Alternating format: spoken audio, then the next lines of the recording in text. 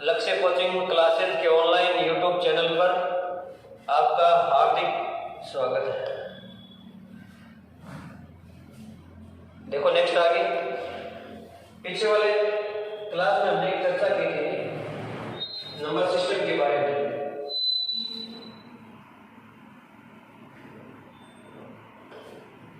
जिसमें हमने पढ़ा था प्राकृत संख्या, पूर्ण संख्या, पूर्णांक संख्या, परिमेय संख्या, अपरिमेय संख्या, संपूर्ण संख्या, परफेक्ट नंबर या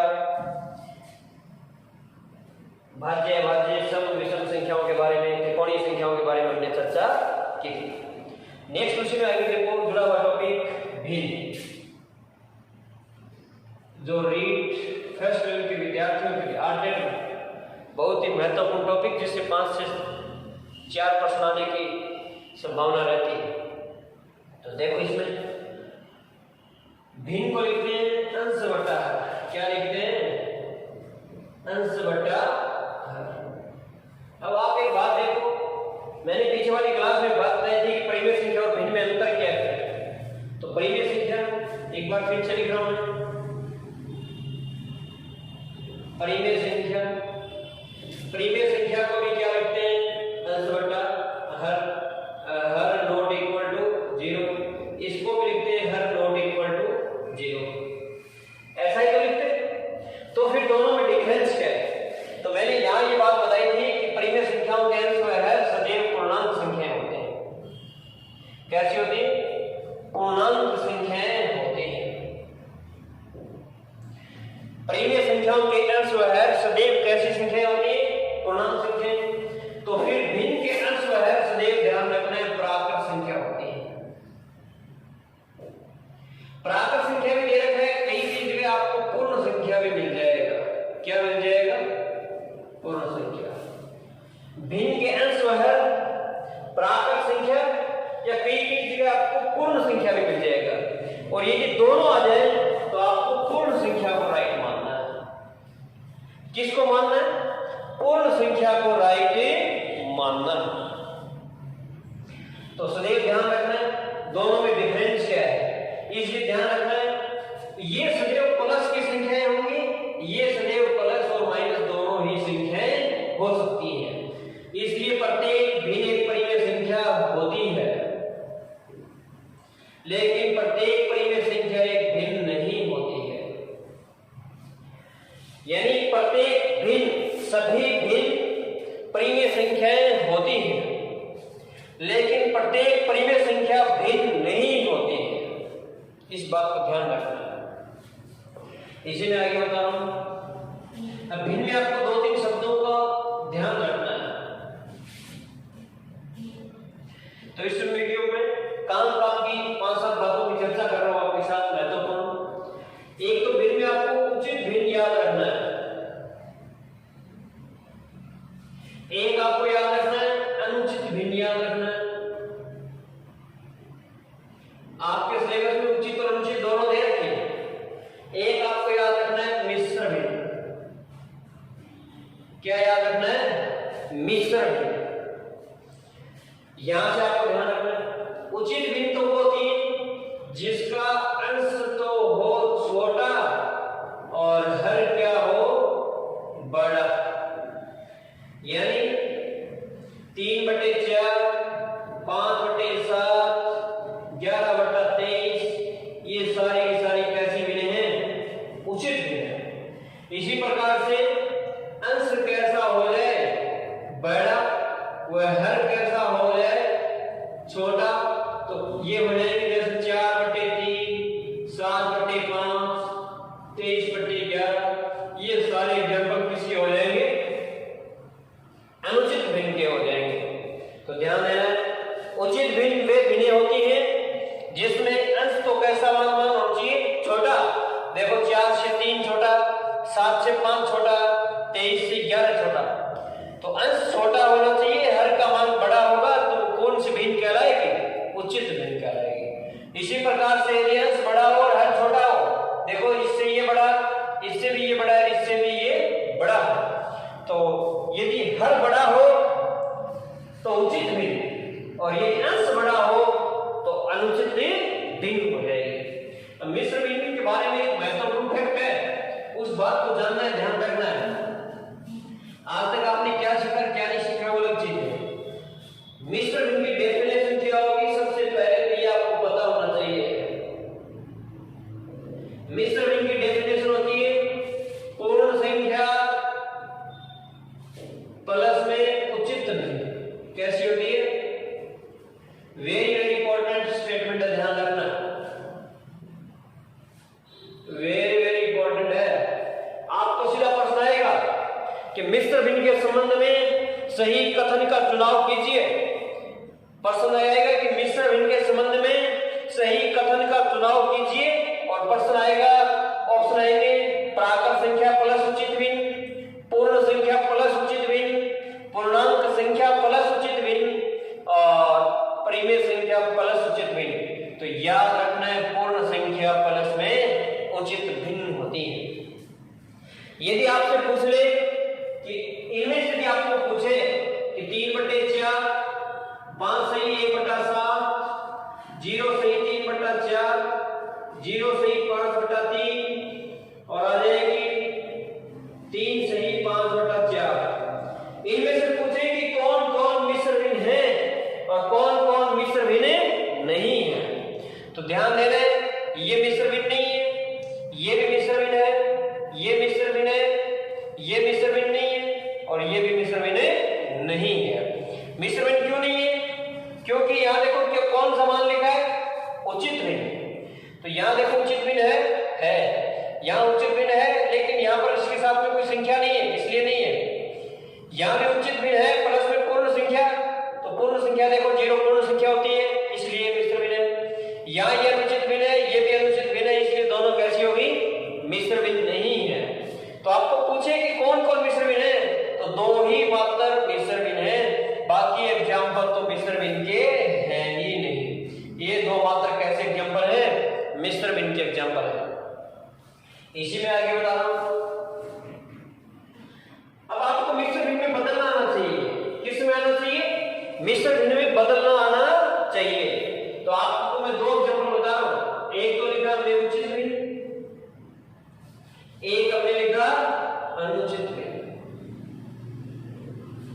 उचित भिन्न में मैंने लिखा 3/4 और इसमें लिखा मैंने 4/3।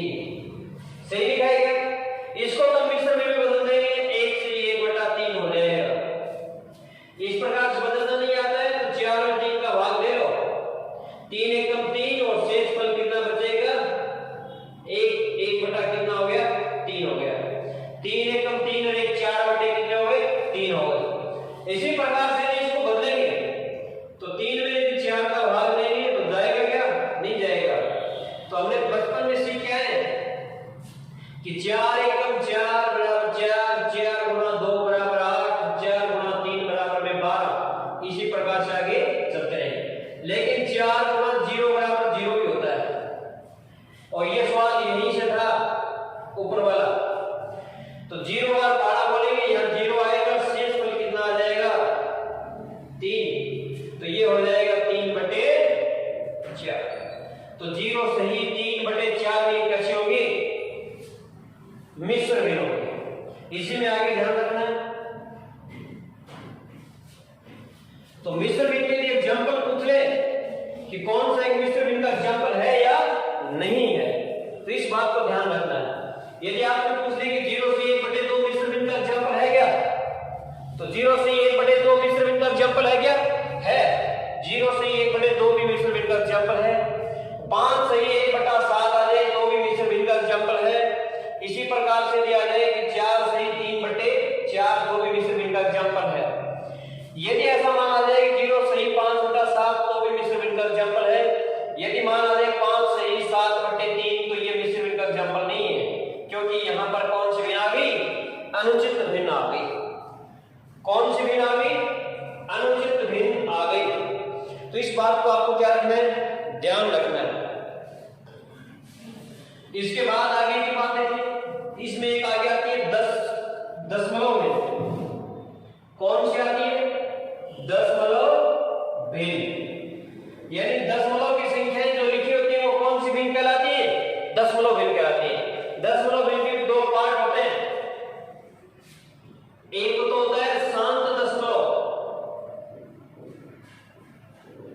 और एक होता है अशांत दशमलव। अब अशांत दशमलव होते हैं, शांत दशमलव का मतलब है जैसे 2.5 दशमलव क्या हो गया, शांत हो गया।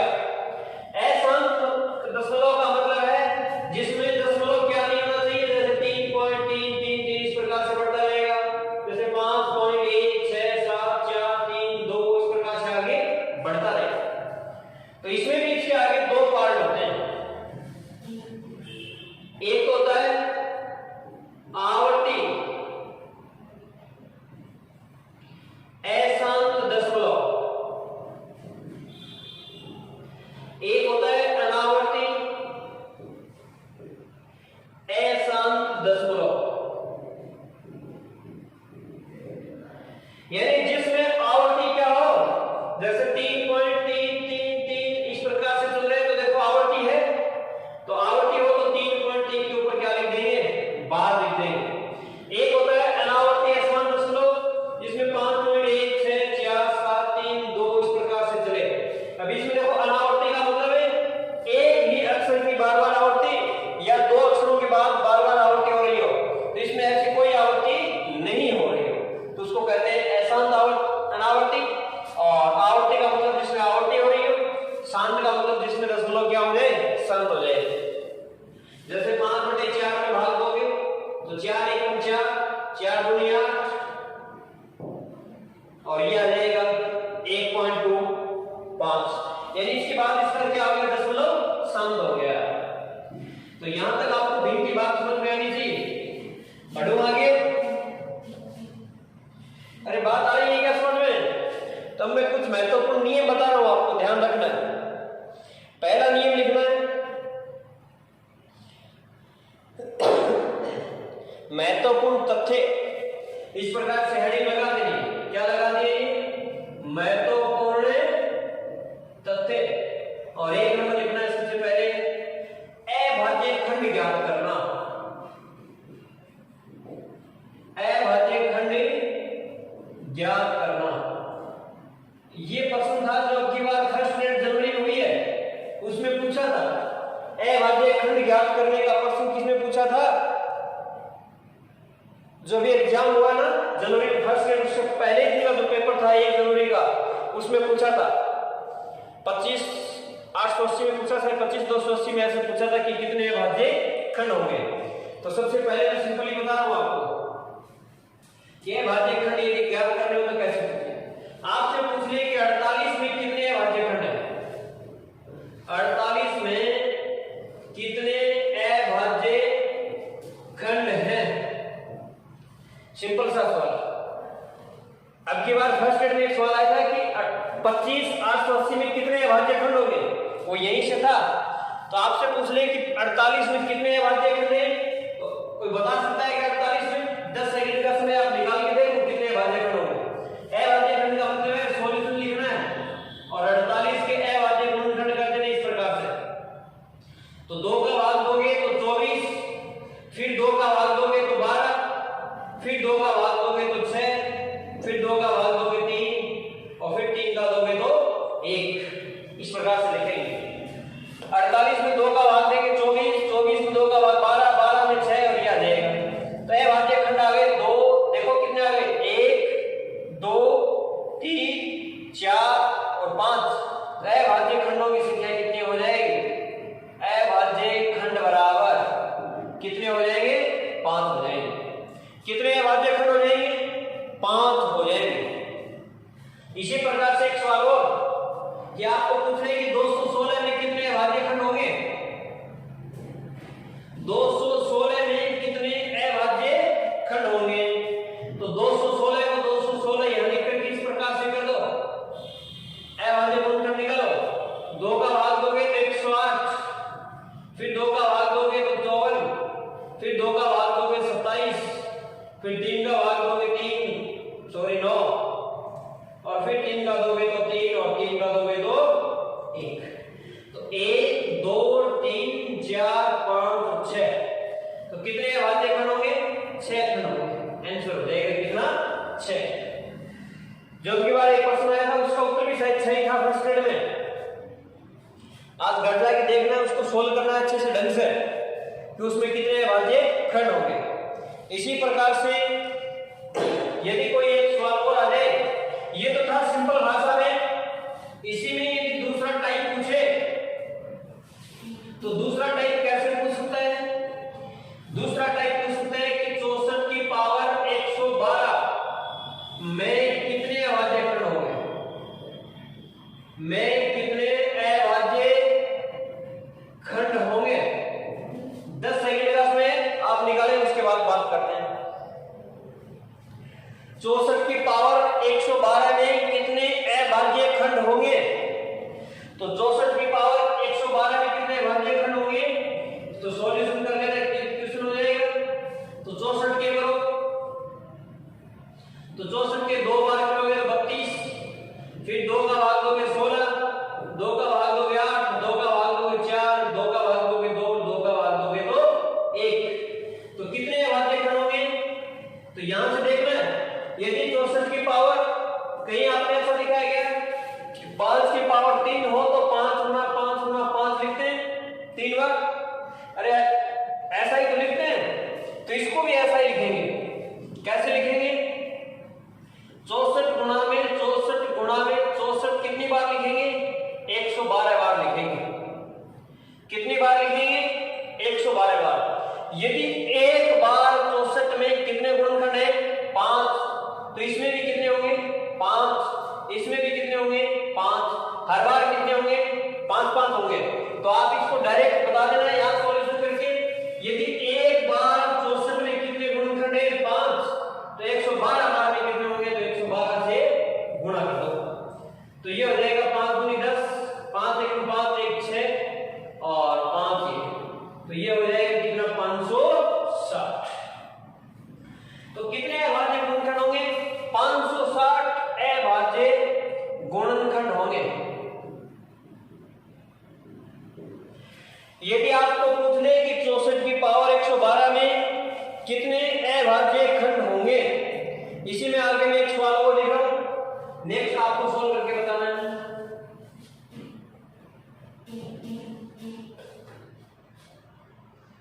लिखो क्वेश्चन नंबर लगा के लिखो 24 की पावर 15,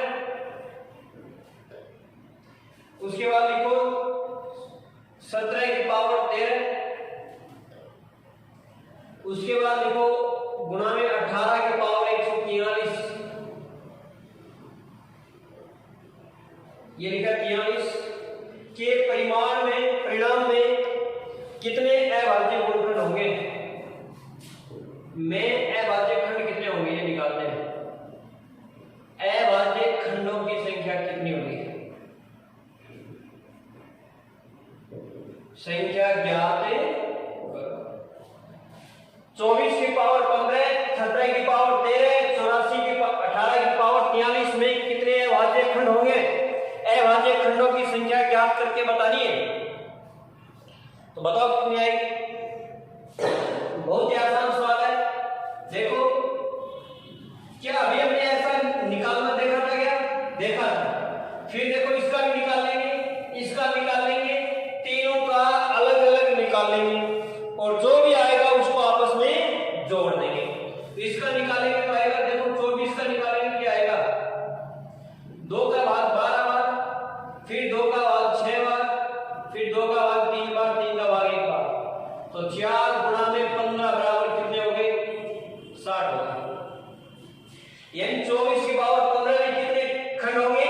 60। इसी प्रकार से 17 की निकालो, तो 17 का एक बार रहेगा, 17 का 1 गुणा में 13 बराबर में कितना आ गए? 13 आ गए। कितने आ गए? 13 आ गए। अब आगे वाले निकाल के बताओ। 18 की निकालोगे तो कितने आएंगे? 2 के बाद दोगे 2, फिर दोगे तो 3 का दोगे 3 और 3 का दोगे तो 1, तो ये आ गया 3 × 43 बराबर आ गया 129। तो 24 की पावर 15 के खंडों की संख्या 60, 17 की पावर 13 के खंडों की संख्या 13, 18 की पावर 43 के खंडों की संख्या 129। तो कुल अभाज्य खंड बराबर, कुल अभाज्य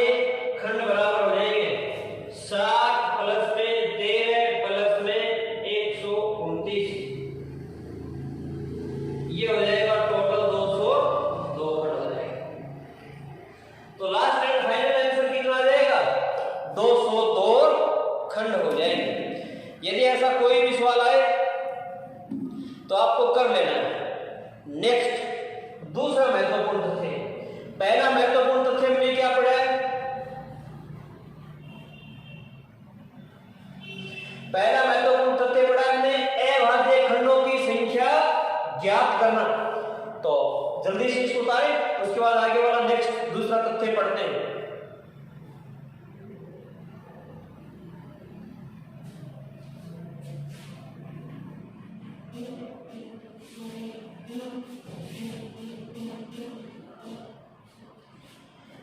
दूसरा महत्वपूर्ण तथ्य ये कि 2 या 2 से अधिक 2 या 2 से अधिक संख्याओं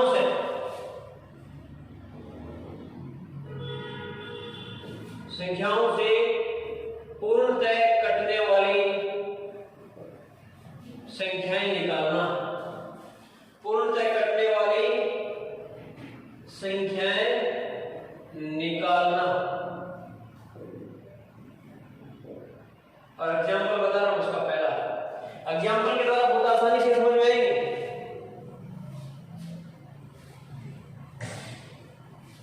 एग्जाम्पल पहला, 500 से 1000 के बीच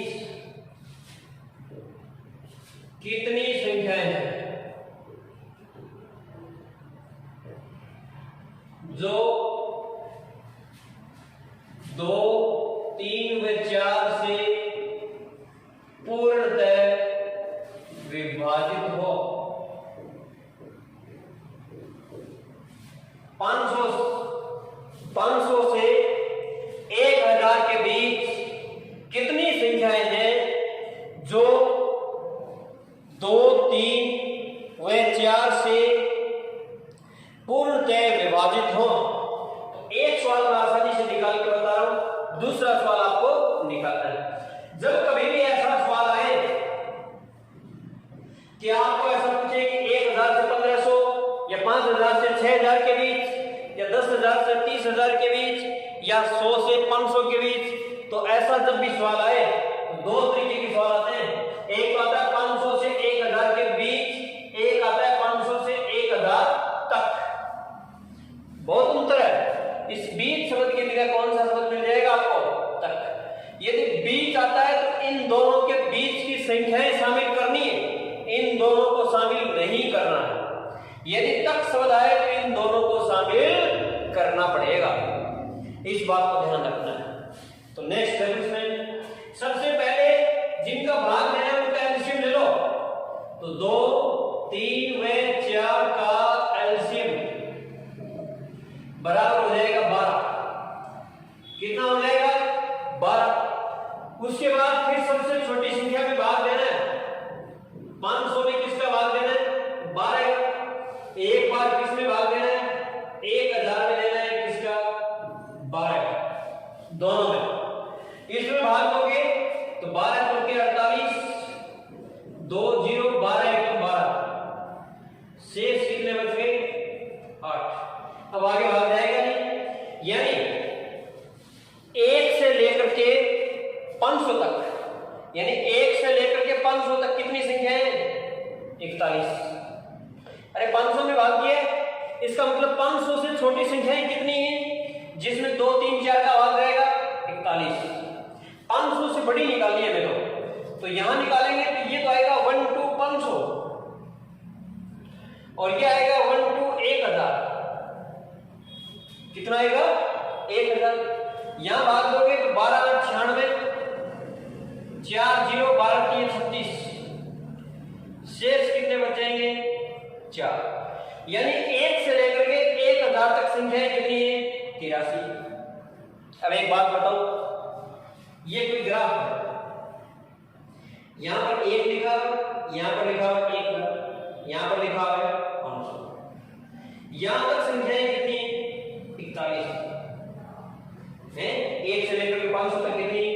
41। और यहां तक संख्याएं कितनी है पूरी? ये है 83। यानी 1 से लेकर के 1000 तक। ये हो गया 1 से लेकर के 500 तक। तो 500 से 1000 के बीच कितनी आएंगी? ये नीचे वाली 41 इसमें से घटा दूं या फिर यहाँ पे 42 लिख दूं क्या? क्योंकि 41 और 42 का जोड़ कितना होता है? 83। कितना होता है? 83। तो यही तो पूछा है कि 500 से 1000 के बीच कितनी होंगी? 42। कितनी होंगी? 42। ऐसा नहीं करते हो तो यहां से आप डायरेक्ट बता सकते हैं 500 से 1000 के बीच संख्याएं बराबर हो जाएंगी 83 माइनस 41 बराबर हो जाएंगी 40। तो 500 से 1000 के मध्य 42 ऐसी संख्याएं हैं जिनमें 2 का भाग भी जाता है, 3 का भाग भी जाता है और 4 का भाग भी जाता है। यानी 500 से 1000 के मध्य 42 ऐसी संख्याएं हैं जिनमें 2 का भाग भी जाता है, 3 का भाग भी जाता है और 4 का भाग भी जाता है। नेक्स्ट एग्जांपल और लिख रहा हूं, इसी में आपको सोल्व करके बताना है। जल्दी से 10 सेकंड का समय दे रहा हूं। सवाल आ जाए कि 200 से 600 के मध्य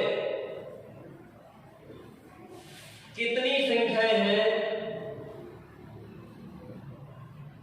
कितनी संख्याएं हैं जो 4, 5 व 6 से पूर्णतः विभाजित हो। 200 से 600 के मध्य कितनी संख्याएं हैं जो 4, 5, 6 से, ऑप्शन में लिख रहा हूं मैं, उत्तर ये दे रहे हैं 6, 7, 8, 5, 6, 7, 8 व 5, ये ऑप्शन दे रखे हैं। उत्तर आ गया हो गया। अधिकांश विद्यार्थियों का 7 उत्तर है। 7 उत्तर कैसे आया कि 4, 5 व 6 का एलसीएम बराबर कितना हो जाएगा? 60। कितना हो जाएगा? 4, 5 व 6 का एलसीएम कितना हो जाएगा? 60। 200 में 60 का भाग लेना है। 60 की 180, ये 20 बच गया, शेष कोई फर्क नहीं है। इधर दिया आपने 600 में भाग 60 का, तो यहां गया 10 बार और ये आ गया 600, शेष बचा नहीं कुछ भी।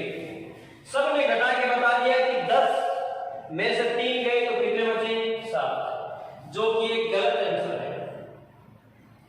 जिस विद्यार्थी ने इसका 7 उत्तर निकाला है तो वो एकदम गलत उत्तर है। कितना उत्तर है?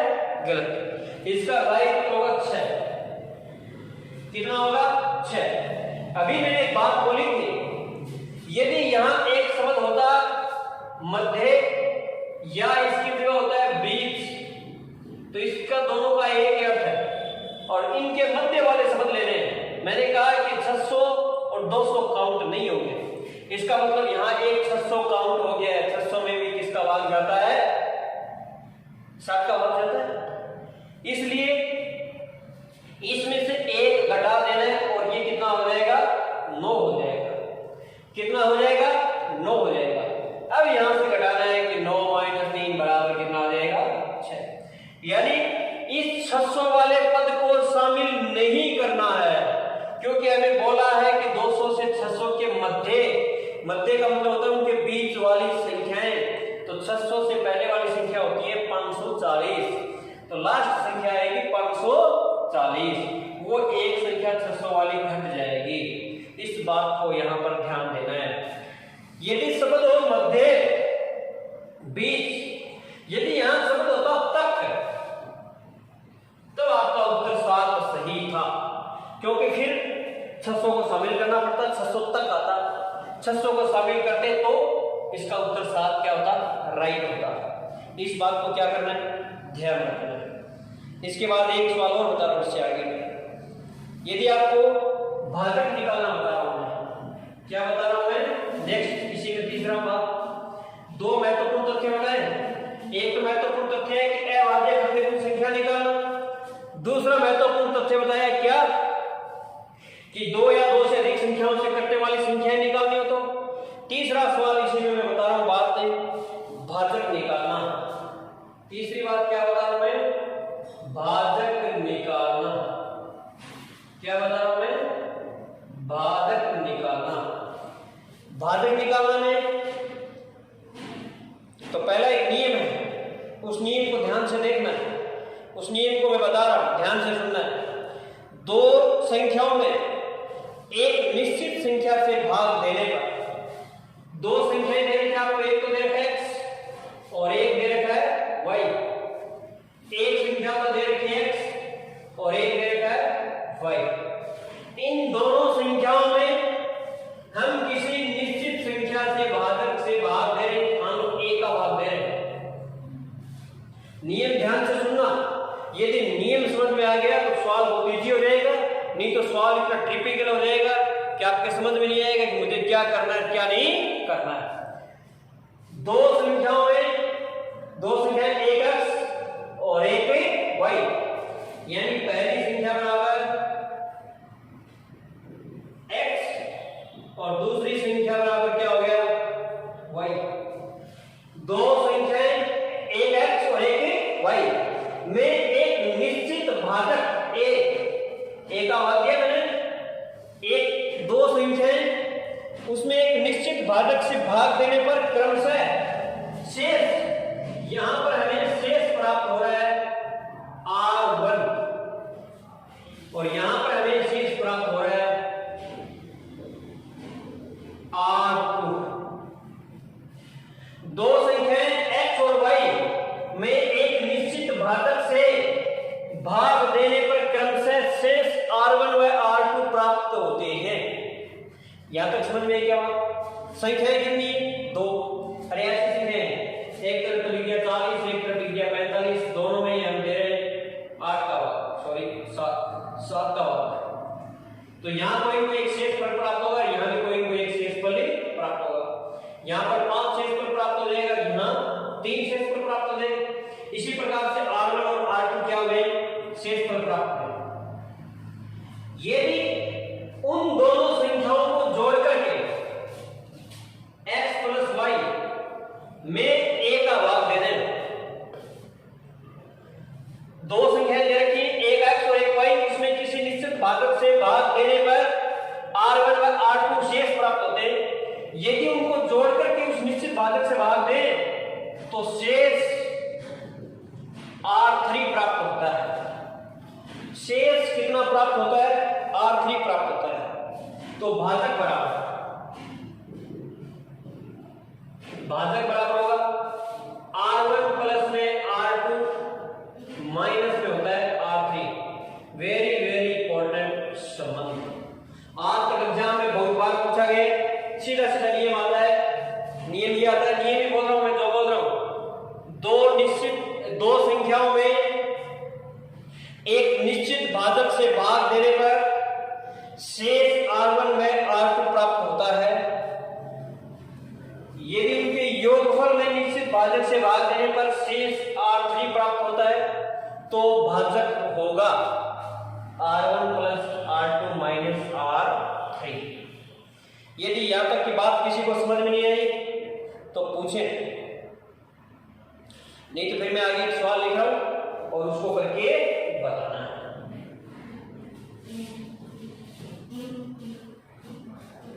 देखो आज का लास्ट और अंतिम सवाल, दो संख्याओं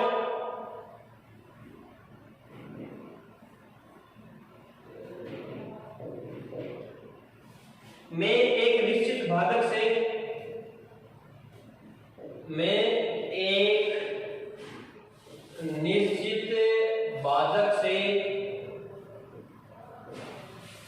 भाग देने पर,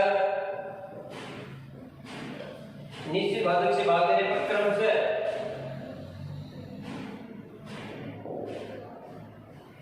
143 व 218 प्राप्त होते हैं,